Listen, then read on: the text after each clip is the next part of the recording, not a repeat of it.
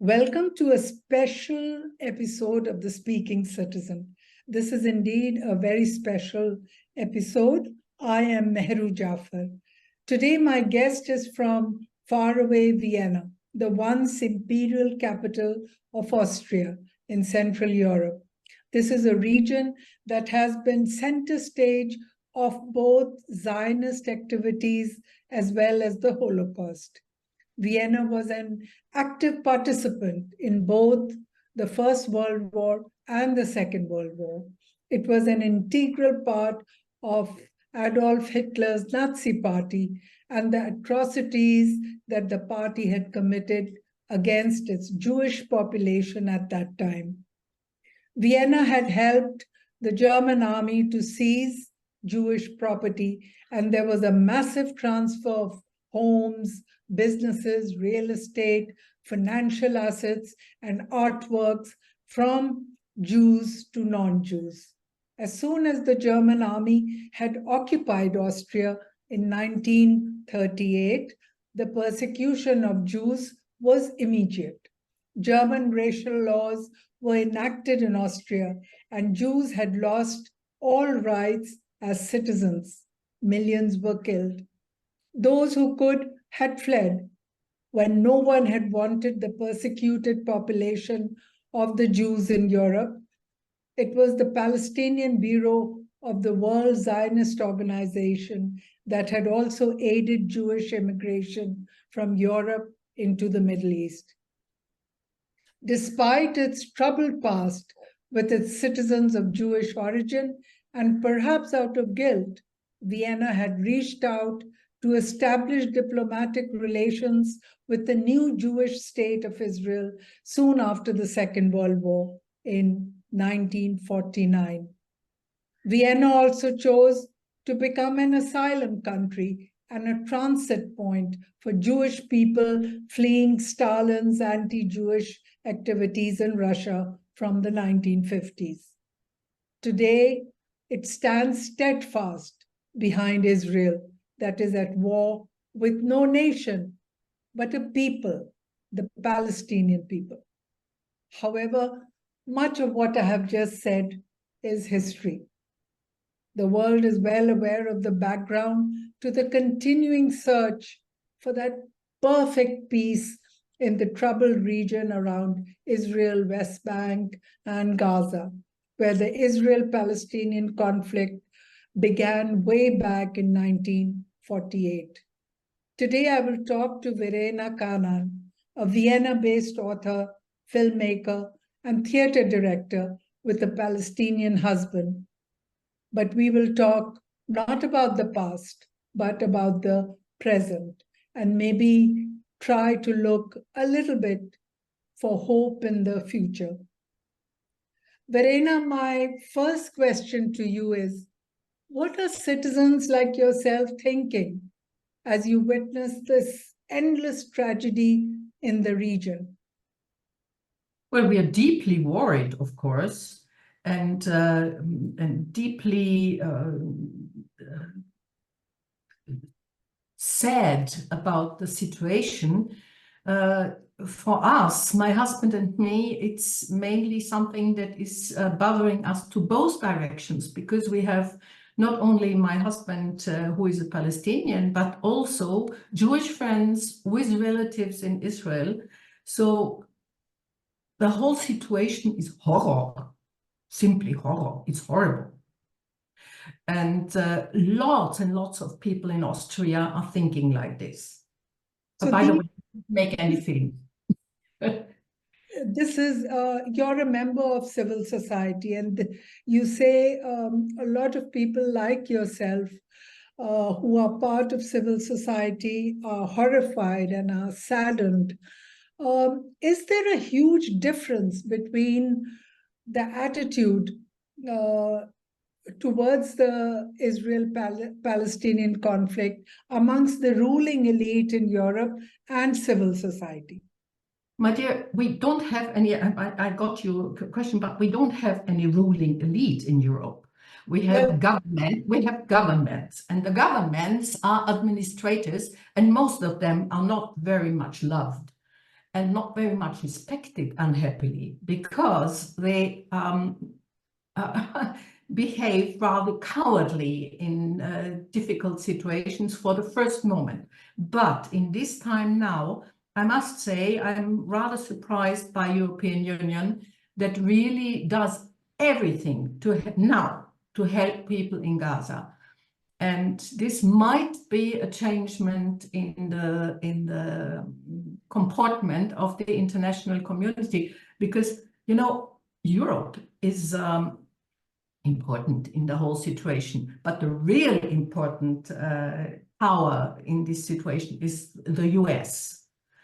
And without the US, Israel wouldn't have the possibility to fight in that way it does now.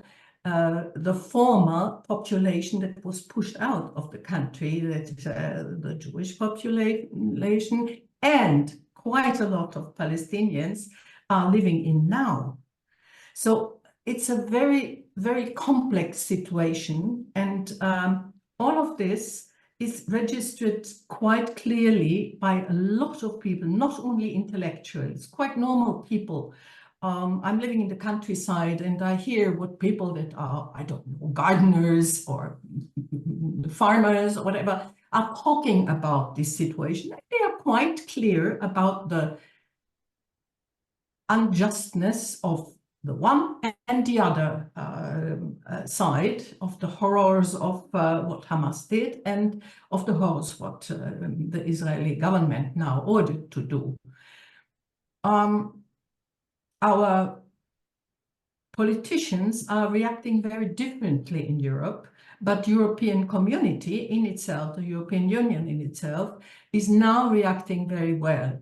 The biggest transfer of help to Gaza comes from Europe now, by far. It's daily transports with airplanes to Egypt, and from there by the border of Rafah to the south of Gaza. There are some 100 people from the Red Cross working with the Red Half Moon. There is Médecins Sans Frontières. There is a lot of European help in Gaza now. So this is certainly a difference, because Gaza was ignored. It wasn't. It was simply ignored. This is something that made us, my husband and me, completely crazy for a certain time. Mm-hmm. But isn't this kind of help just temporary help? What about, you know, that very elusive, lasting, perfect peace which Amos Oz talks about in his writing, in his novel? How much do you think the different American governments and the various European governments are responsible for delaying a lasting peace and leading the situation to the tragedy that it has become today? I think that, well, in our view, my husband's and mine, Europe is not the important player anymore in the whole story, because it's too small. Europe is a trade power, yes, a trade power, but not a really strong political power anymore. There are three powers in the world for the moment. One of them is the US, the second, of course, is China, and the third is still Russia. And one of the main reasons of, I think, or we think, my husband and I, that the conflict did not stop up to now, there are two reasons. One of them, you have two traumatized people, that it's not only the Jewish community, in the Jewish majority in Israel that is traumatized by the Shoah. It's also the Palestinians that are traumatized by centuries of occupation, from the Roman times to the Brits. And most guilty on the situation now certainly is Great Britain, because Great Britain was giving away its dominion, Palestine, to the Jewish people that they didn't want to have in their own country and that Europe didn't want to have. Also after 48. And after 45, I mean, yeah. And the other thing is that the whole region has been pulled to all directions between US and Russia in the Cold War. And the third thing is that you must not forget that Palestinian refugees in Arabic countries don't get citizenship. They have to stay Palestinian refugees. My husband came with a document de voyage pour réfugiés palestiniens when he came to Vienna 43 years ago. And he is, and this was the same for, it is up to today the same for all the Palestinians worldwide, that they, in the Arabic world, that they don't get the citizenship. They get it in Europe, they get it in the US, they get it wherever in Canada, but they don't get it in the Arabic countries. And the Arabic countries now don't let the people out of Gaza, neither Jordan nor Egypt. They closed, even for and only the intervention of Europe made them open at least the doors to Egypt for very ill people and for little babies that need help to become, to grow, and so on. So you see, the situation is very complicated and complex. Very tragic. So how much, Europe, I think 100 years ago was when it was not only at war with its own population, but also messing around terribly with the whole world, promising this to the Palestinians, but also promising the same territory to the Jews. So promising something and doing something else. Does Europe not want to learn anything from the tragedies it has caused in the past on its own continent and upon people around the world? Well, the main actor, Great Britain, didn't learn anything because they quit out of the European Union that now helps solving or tries to help solving the problem. So I'm very sorry, but I have my sister-in-law is British, but I can't change the fact that Great Britain is really, really guilty of a lot of things, because the other European countries, some of them had an important role in the Middle East, but most of them didn't have, except France, but France was Maghreb, this is another region. And a little bit of Italy also, but also in the north of Africa, they haven't been in this were the Brits that were the Turkish and the Brits. And so the whole political situation now is that I think worldwide is a big fear of a real erupting fire in the Middle East. And this is why even China tries to appease now. So there is a lot of trying to get rid of this problem. I'm not very hopeful, because the hate between the Palestinians, the hate and fear between the Palestinians and the Israeli Jewish population in Israel is so big and so deeply rooted and so unbelievably unforgiving. It's really Old Testament all over. I think it's going back much farther than the last century, much farther. And certainly you're right. I mean, Europe learned a lot. This is why we have the European community now.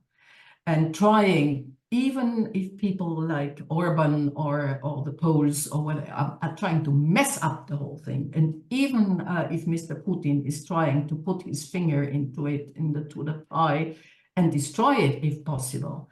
But still, the European Union is quite a very, very interesting and very capable project. I don't think that Europe will be the one to solve the Middle East problem. It must be the United States putting enough pressure on Israel.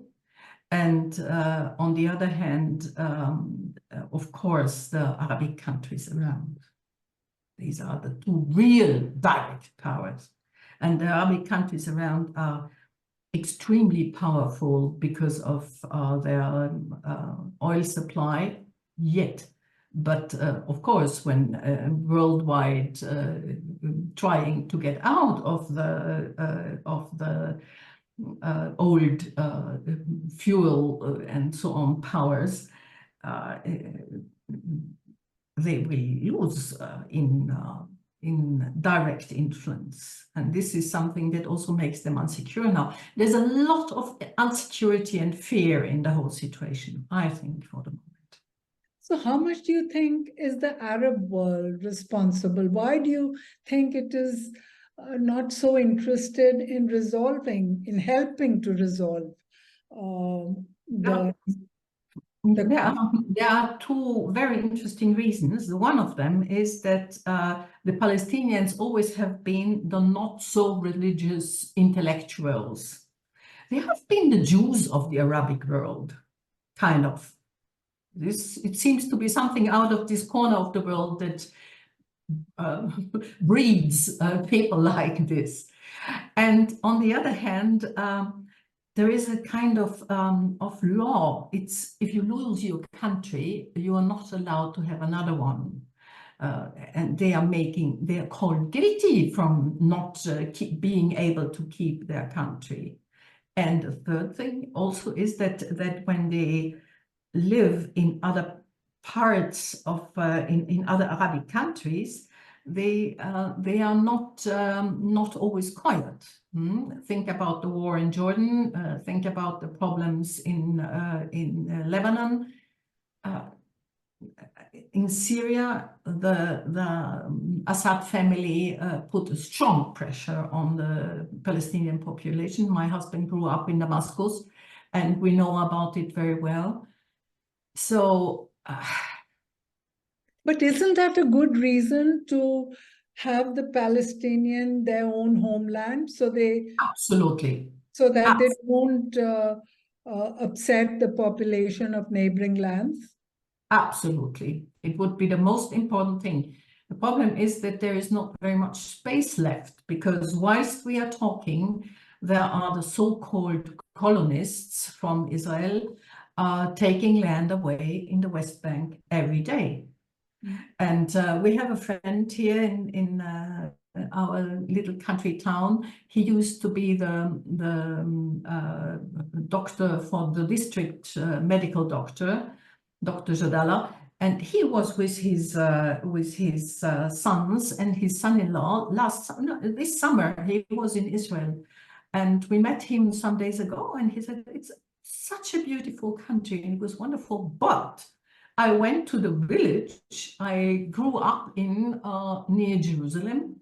It doesn't exist anymore. The olive trees are gone, the gardens are gone, the green is gone. It's only 5, 6, 7-story buildings of concrete.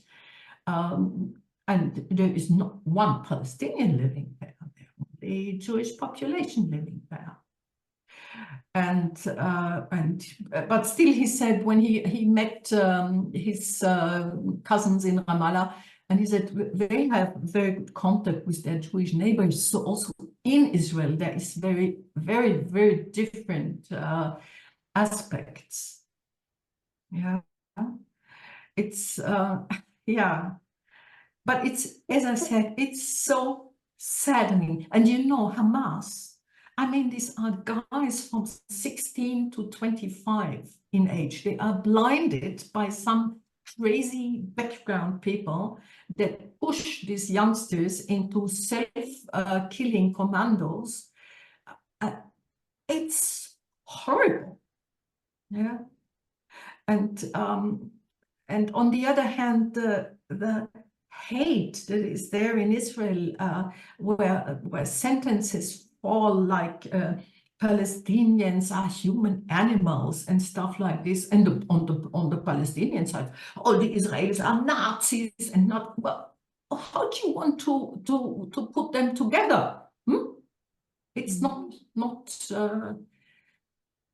peace. I don't know. It must be a very strong-cut political solution, and the only country worldwide that is able to do this is the US.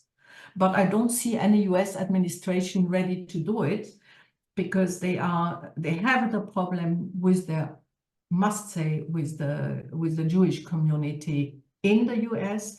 Even there are a lot of people out of the Jewish community in the US that now are terrified by what Israel is doing.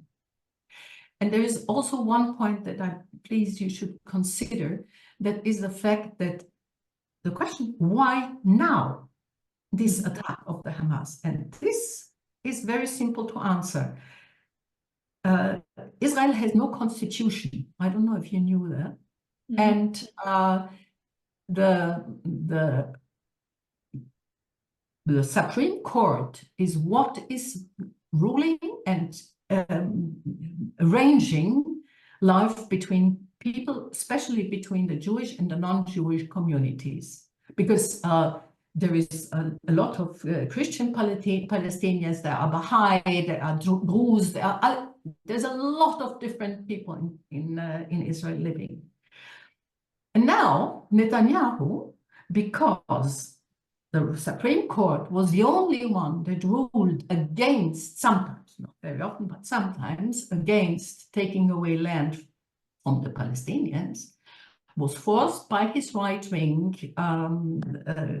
comrades to cut and also by his own history, to cut the power of the Supreme Court. This is why people in Israel went so heavily onto the street, because they knew that they lose their character as a Rechtsstaat, state of law.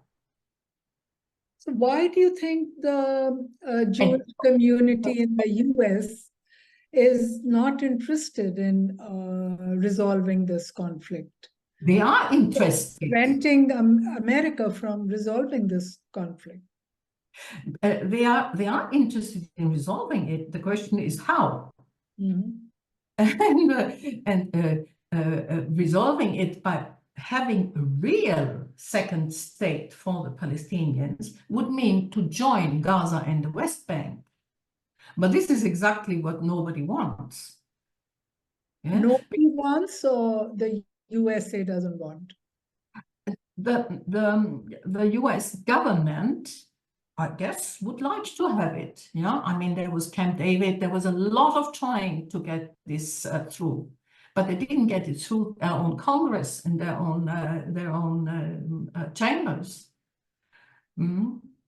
So now you have a solution. You have on one hand Gaza, and you have that is a small stripe along the Mediterranean, cut off from everything. I mean, the Israelis can cut off the power, can cut off the water, can cut off everything within a few seconds with the computers. And on the other hand, you have the West Bank that gets smaller every day. And you have a Palestinian so-called government in the West Bank with Mr. Abbas, who is a thief and betraying Ganef, like Downer. He's a bad man. Yeah, yeah. So by prolonging the conflict, is the end aim to also get the Gaza and the West Bank territory as part of Israel? Do they want to annihilate all the Palestinians and make Gaza and West Bank part of Israel? Yes, of course. This is what the right wing want, but they are not Israel.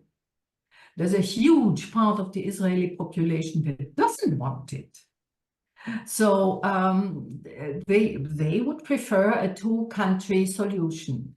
But two-country solution means that you have a real second country, Palestine. Yeah, you don't have it now. Gaza is not Palestine and the West Bank is not Palestine. Both of them are separate and they are only, there's this very good article in the New York Times that where the writer says it's a free, no, it was an article in the Standard in Vienna. It's a free sky prison, Gaza. It's not a country. It's not a town. It's not a. It's not. It's a country, basically, or a township like it was in the apartheid in South Africa. It's the Palestinians are locked in there. In the West Bank, they are not yet locked in, but it gets more and more and more. So like locked this. in with the purpose of them, with the hope that they will all perish and that part of the land will become. No, I don't think so.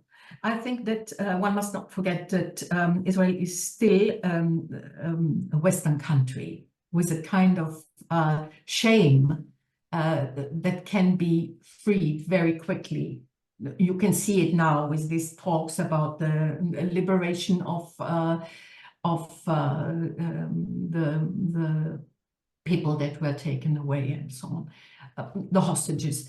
And you have, there is a,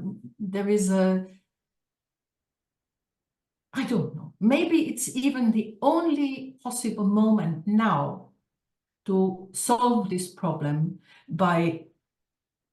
because the whole world suddenly realized what a danger this is there and what happens really and how big the hate is. And how, I think everybody was just looking away from both sides. And with the protests in Israel and now these horrible fights, it's not a war, it's a revenge fight. And because a war is something else, this we have now in the Ukraine and Russia, yeah. But this is not a war. It's I don't know, Genocide. Yeah.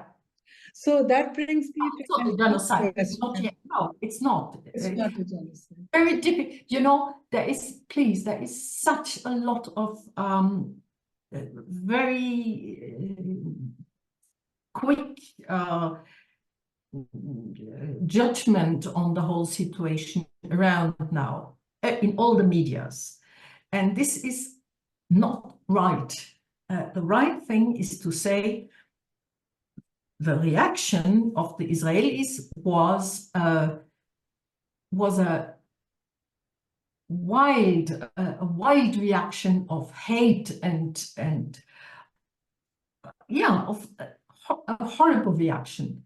But the state of Israel is not this. There's a lot of voices in Israel now that say, please stop this and don't, and this is ridiculous. Because in Israel, exactly, there's a lot of people that know they don't solve anything by this. They only create the next hate and the next attacks. They don't get more secure by this kind of acting. So this is the only hope that we have when we talk, also with Jaleh and with other friends here, about the whole situation, that we say, hopefully, this is so dramatic now that it brings a lot more consideration already now, and a lot more money and force and power into solving this problem. So that's quite a bright ray of hope to end our conversation. And before that, I go to my last question to you. as a creative member of European society, what do you think? How do you, I mean, you said a lot about what should be done, but what is the solution to end the tragedy around the Gaza region? I don't know. I don't know. I don't think that anyone knows now. Neither Mr. Biden nor Ms. von der Leyen nor anyone. Nobody knows. I think it's. How does the world resolve an issue without having any clue as to how to do it? I think it will take time now. It will take time until this situation now, the now situation, gets a bit more quiet and more slow. It's already starting, this getting more slow by this interruption of the intensive bombing and all of this, and the releasing of the hostages and so on and so on. And then it must be the international community to decide, and to decide intelligently, how to plan a future that gives room to breathe for both sides. And then there must be money. It's always the same. The moment people are not scared that they have no medical supply, that they have not enough fuel, that they have not enough food, that they have not enough electricity and so on, the moment people are more secure in their social circumstances, the more they get peaceful, because they have something to lose when they are not peaceful. Thank you so much. Thank you. Thank you for your time and talking to the Citizen. Thank you, Meru, and I'm looking forward to see you in Vienna in January. Bye-bye. Ciao. Ciao.